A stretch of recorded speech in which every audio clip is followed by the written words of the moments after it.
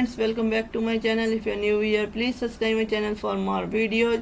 आज हम बात कर रहे हैं ऑर्डर 21 का रूल्स जो है अपनी प्रीवियस वीडियो में रूल 1 से लेकर 26 तक मैं अपनी प्रीवियस वीडियो में समझा चुकी हूँ। आप मेरे चैनल की सीपीसी या सिविल प्रोसीजर कोड की प्लेलिस्ट में जाके उसको देख सकते हैं सारे ऑर्डर्स को। तो अब हम बात करेंगे रूल 27। रूल 27 जो बात करता है कि उन्मोचित ऋणी का दायित्व क्या होगा। Liability of judgment debtor discharge. जब जजमेंट डेप्टर को जो निर्णित ऋणी है जिसको उस डिक्री का क्या है जिसके विरुद्ध डिक्री पारित की गई है, अगर उसे डिस्चार्ज कर दिया जाता है तो रूल 27 कहता है कि नियम 26 के अधीन प्रस्थापन या उन्मोचन का कोई भी आदेश निष्पादन के लिए भेजी गई बिक्री के निष्पादन में निर्णित ऋणी की संपत्ति और सही को फिर से अधिकृत किए जाने से निवारित नहीं करेगा, रोकेगा नहीं। No order of restitution of discharge under Rule 26 shall prevent the property or person of a judgment debtor from being retaken in execution of the decree sent for execution। यानी कि अगर जो नियम 26 के अधीन जो उसका उन्मोचन डिस्चार्ज कर दिया गया है, अगर रोक दी गई है, तो उसमें क्या है जो निष्पादित की जाने वाली उसकी प्रॉपर्टी है उसको दोबारा से उसका एग्जीक्यूशन करने से नहीं रोकेगी। ये रूल 27 कहता है। रूल 28 कहता है कि डिक्री पारित करने वाले न्यायालय का या अपील न्यायालय का आदेश उस न्यायालय के लिए आपत्तिकारक होगा जिससे आवेदन किया गया है। Order of court which pass decree or the appellate court और to be binding upon court applied to any order of the court by which the decree was passed or of such court of appeal as aforesaid in relation to the execution of such decree shall be binding upon the court to which the decree was sent for execution।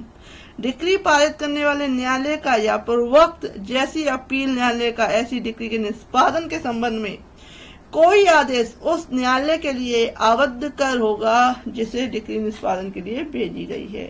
तो ये बात आया गया है rule 28 में। Rule 29 क्या कहता है? रूल 29 कहता है stay of execution pending suit between decree holder and judgment debtor. डिक्रीदार और निर्णित ऋणी के बीच बाल लंबित रहने तक निष्पादन का रोका जाना। जहां उस व्यक्ति की ओर से जिसके विरुद्ध डिक्री पारित की गई थी कोई बात ऐसे न्यायालय की डिक्री के धारक के या ऐसी डिक्री के जो ऐसे न्यायालय द्वारा निष्पादित की जा रही है धारक के विरुद्ध किसी न्यायालय से लंबित है, वहां न्यायालय प्रतिभूति के बारे में या अन्यथा ऐसे शर्तों के बारे में जो वह ठीक समझे डिक्री के निष्पादन को तब तक के लिए रोक सकेगा जब तक लंबित बात का निश्चय न हो जाए।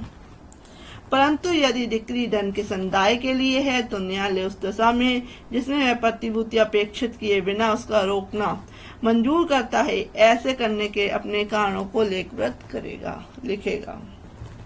ये है रूल 29। रूल 30 क्या कहता है? रूल 30 कहता है decree for payment of money. निष्पादन की रीति क्या होगी? Mode of execution. धन के संदाय की हर डिक्री जिसके अंतर्गत किसी अन्य अनुतोष के अनुकल्प के रूप में धन के संदाय की डिक्री भी आती है, निर्णय से सिविल कारागार में निरोध द्वारा या उसकी संपत्ति कुर्की या विक्रय द्वारा या दोनों रीतियों से निष्पादित की जा सकेगी। अगर धन की कोई डिक्री है, decree for payment of money है, every decree for the payment of money including the decree for the payment of money as the alternative to some other relief may be execute by the detention in the civil prison of the judgment debtor. उन्हें जेल में बंद कर दिया जाएगा जब तक वह पैसा वह डिक्री जो धन है वो वापस नहीं करता है। और by the attachment and sale of the property, उसकी प्रॉपर्टी जो है संपत्ति है उसको कर और विक्रय करके क्या है उसका जो है एग्जीक्यूशन किया जाएगा। और वाई बोथ दोनों के द्वारा भी किया जा सकता है। नेक्स्ट आते हैं रूल 31। रूल 31 कहता है decree for specific movable property, विनिर्दिष्ट जंगम संपत्ति के लिए डिक्री। जहां डिक्री किसी विनिर्दिष्ट जंगम वस्तु के या किसी विनिर्दिष्ट जंगम वस्तु के अंश के लिए है, वहां यदि जंगम वस्तु या अंश का अधिग्रहण साध्य हो तो उस जंगम वस्तु के या अंश के अधिग्रहण द्वारा उसको ग्रहण करके लेके या उस पक्षकार को जिसके पक्ष में वह न्याय निर्णित किया गया है या ऐसे व्यक्ति को जिसे वे अपनी ओर से परिधान प्राप्त करने के लिए नियुक्त करें, परिधान द्वारा, निर्णय के सीलगार में निरोध द्वारा या उसकी संपत्ति को कुर्क द्वारा दोनों रीति से निष्पादित की जा सकेगी। नेक्स्ट आते हैं कि जहां उपनियम 1 के अधीन की गई कोई कुर्की 3 महीने के लिए प्रवृत्त रह चुकी है, वहां यदि निर्णय ने डिक्री का आज्ञानुवर्तन नहीं किया है और डिक्रीदार ने कुर्क की गई संपत्ति विक्रय किए जाने के लिए आवेदन किया है तो ऐसी संपत्ति का विक्रय किया जा सकेगा और आगमों में से न्यायालय डिक्रीदार की उस दशा में जहां जंगम संपत्ति के परिधान के अनुकल्प स्वरूप दिए जाने के लिए कोई रकम डिक्री द्वारा निश्चित की गई है, ऐसी रकम या अन्य दशाओं में ऐसे प्रतिकर जो वह ठीक समझे दे सकेगा और बाकी यदि कोई हो निर्णय के आवेदन पर उसे देगा। नेक्स्ट आते हैं सब रूल 3। ऑर्डर रूल 31 का कहता है सब रूल 3 की जहां निर्णय ने डिक्री का आज्ञानुवर्तन नहीं किया है, उसका पालन नहीं किया है, उसका निष्पादन करने के लिए सभी खर्चों का संदाय कर दिया है जिसका संदाय करने के लिए वह आबद्ध है, या जहां कुर्की की तारीख 3 महीने का अंत होने तक संपत्ति के विक्रय किए जाने के लिए कोई आवेदन नहीं किया है या यदि किया है तो नामंजूर कर दिया गया है, वह कुर्की समाप्त हो जाएगी। वह जो कुर्की है अगर वो 3 महीने के अंदर नहीं करता है उसका कोई आवेदन तो वो कुर्की जो है अटैचमेंट वो समाप्त हो जाएगी। रूल 32 कहता है विनिर्दिष्ट पालन के लिए दाम्पत्य अधिकारों के प्रस्थापन के लिए या व्यादेश के लिए decree for specific performance of restitution of conjugal right और फॉर एन इंजंक्शन, जहां उस पक्षकार को जिसके विरुद्ध संविदा के विनिर्दिष्ट पालन के लिए या दाम्पत्य अधिकारों के प्रस्थापन के लिए या व्यादेश के लिए कोई डिक्री पारित की गई है, उस डिक्री के आज्ञानुवर्तन के लिए अवसर मिल चुका है, उसका आज्ञानुवर्तन करने में वह जानबूझकर बच रहा है, असफल रह रहा है, वहां उस डिक्री दाम्पत्य अधिकारों के प्रस्थापन के लिए डिक्री की दशा में उसकी संपत्ति कुर्की के द्वारा या संविदा के विनिर्दिष्ट पालन के लिए व्यादेश के लिए डिक्री की दशा में सिविल कारागार में उसके निरोध द्वारा या उसकी संपत्ति कुर्की द्वारा या दोनों नीतियों से प्रवृत्त की जा सकेगी। सब रूल 2 कहता है कि जहां वह पक्षकार जिसके विरुद्ध विनिर्दिष्ट पालन के लिए या व्यादेश के लिए डिक्री पारित की गई है कोई नियम है, वहां डिक्री उस नियम की संपत्ति कुर्की द्वारा या न्यायालय की इजाजत से उसके निर्देशकों या अन्य प्रावधान अधिकारियों की सिविल कारागार के निरोध द्वारा या कुर्की या निरोध दोनों रीति से प्रवृत्त की जा सकेगी, लागू की जा सकेगी। सब रूल 3 कहता है कि जहां नियम 1 या उपनियम 1 या 2 के अधीन की गई कोई कुर्की 6 मास के लिए प्रवृत्त रह चुकी है और वहां यदि निर्णय ने डिक्री का आज्ञानुवर्तन नहीं किया है और डिक्रीदार ने कुर्क की गई संपत्ति का विक्रय किए जाने के लिए आवेदन नहीं किया है तो ऐसी संपत्ति का विक्रय किया जा सकेगा और आगमों में से न्यायालय डिक्रीदार को ऐसा प्रतिज्ञा दे सके जो वह ठीक सके और बाकी यदि कोई हो निर्णय के आवेदन पर उसे देगा। यानी कि जो प्रॉपर्टी कुर्क की गई है विक्रय की गई है उसके जितना डिक्रीदार का हक है डिक्री होल्डर का हक है उतना उसको देने के बाद जो बचेगा वो आवेदन करता है तो उस डिक्रीदार को वापस जो निर्णित हुई है उसको वापस कर दिया जाएगा। नेक्स्ट आते हैं सब रूल 4। सब रूल 4 कहता है जहां निष्पादन निर्णित ने डिक्री का आज्ञानुवर्तन कर दिया है और उसका निष्पादन करने के लिए सभी खर्चों का संदाय के लिए वे आबद्ध है या जहां कुर्की की तारीख 6 महीने का अंत होने तक संपत्ति के विक्रय किए जाने के लिए कोई आवेदन नहीं किया है और यदि किया गया है तो नामंजूर कर दिया गया है, वहां कुर्की नहीं रह जाएगी। अगर जो है जो जजमेंट होल्डर है उसने क्या है किसी तरह का आवेदन नहीं किया है उसकी बिक्री के लिए या उसके लिए, तो उसके बाद जो कुर्की है वो समाप्त हो जाएगी। सब रूल 5 कहता है कि जहां संविदा के विनिर्दिष्ट पालन की या व्यादेश की किसी डिक्री का आज्ञानुवर्तन नहीं किया गया है, वहां न्यायालय पूर्वक सभी आदेशकों के या उनमें से किसी के भी बदले में या उसके साथ साथ निर्देश दे सकेगा कि वह कार्य जिसके लिए किए जाने की अपेक्षा की गई थी, जहां तक हो सके डिक्रीदार या न्यायालय द्वारा नियुक्त किए गए किसी अन्य व्यक्ति द्वारा निर्णय देने के खर्चे पर किया जा सकेगा, और कार्य कर दिए जाने पर जो खर्चे हुए हैं वे ऐसी रीति से निश्चित किए जा सकेंगे जिन्हें न्यायालय निर्देश दे, और इस प्रकार वसूल किए जा सकेंगे मानो कि वे डिक्री के में ही सम्मिलित हों। इस तरीके के खर्चे क्या है ऐसे वसूल किए जाएंगे जिससे कि वो डिक्री में ही लिखे हुए हों। शंकाओं को दूर करने के लिए यह घोषणा की जाती है कि वह कार्य जिसके लिए जाने की अपेक्षा की गई है के अंतर्गत प्रतिषेधात्मक या ज्ञापक आदेश आते हैं। एग्जाम्पल देते हैं का जो बहुत कम संपत्ति वाला व्यक्ति है ऐसा निर्माण खड़ा करता है जो खा की कौटुंबिक हवेली को मानव निवास के अयोग्य बना देता है। का जो है कारागार में निरुद्ध किए जाने और अपनी संपत्ति के कुर्क होने पर भी खा के द्वारा उसके विरुद्ध प्राप्त की गई या अपना निर्माण हटाने के लिए उसे निर्दिष्ट की जाने वाली डिक्री का आज्ञानुवर्तन करने से इनकार करता है। न्यायालय की यह राय है कि का की संपत्ति के विक्रय द्वारा प्राप्त होने वाली कोई भी राशि इतनी न होगी जो वह खा की हवेली के मूल्य में अवक्षयन के लिए उसके लिए पर्याप्त प्रतिकर हो। खा न्यायालय में आवेदन कर सकेगा कि वह निर्माण हटा दिया जाए और उसे हटाने की खर्चे के निष्पादन की कार्रवाइयों में का से वसूल कर सकेगा। कि कोई ऐसा घर उसने बना दिया है जिससे कि का को नुकसान हो रहा है, उसके रहने के अयोग्य हो गया है उसका घर, तो उसको तोड़वाने के लिए जो खर्चा होगा वो का से वसूल कर सकेगा। नेक्स्ट आते हैं रूल 33। रूल 33 कहता है दाम्पत्य अधिकारों के प्रस्थापन की डिक्री का निष्पादन करने में न्यायालय का विवेकाधिकार। Discretion of court to executing decree of restitution of conjugal rights. नियम 32 में किसी बात के होते हुए दाम्पत्य अधिकारों के प्रस्थापन की डिक्री पार्टी के विरुद्ध पारित करते समय या पश्चात किसी भी समय यह आदेश कर सकेगा कि डिक्री इस नियम के उपबंधित रीति से निष्पादित की जा सकेगी। जहां सब रूल 2 कहता है कि जहां न्यायालय ने उपनियम 1 के अधीन कोई आदेश किया है वहां वह आदेश कर सकेगा कि डिक्री या आज्ञानुवर्तन ऐसी अवधि के भीतर ना किया जाने की दशा में जो इस निमित्त की जाए।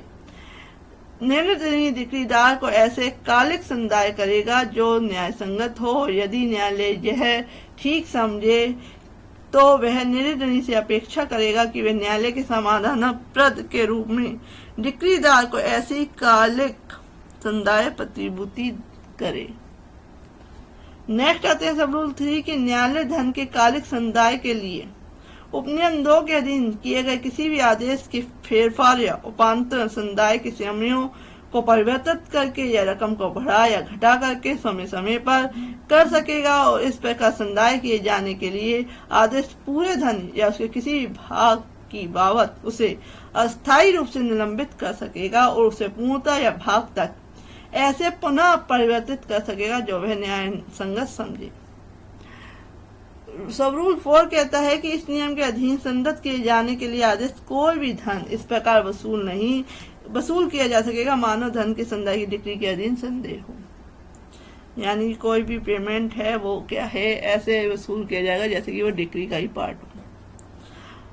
रूल 34 कहता है दस्तावेज के निष्पादन और प्राकम्य लिखित के प्रस्थांकन के लिए decree for execution of documents and endorsement of negotiable instrument. जहां डिक्री किसी दस्तावेज के निष्पादन के लिए या किसी प्राकम्य लिखित के प्रश्नांकन के लिए है। निर्णय डिक्री का आज्ञानुवर्तन करने पर अपेक्षा करता है, उसका आज्ञानुवर्तन करने से इनकार करता है, वहां डिक्रीदार डिक्री के निर्बंधों के शर्तों के अधीन दस्तावेज या प्रश्नांकन का प्रारूप तैयार कर सकेगा, उसे न्यायालय को प्रेरित कर सकेगा।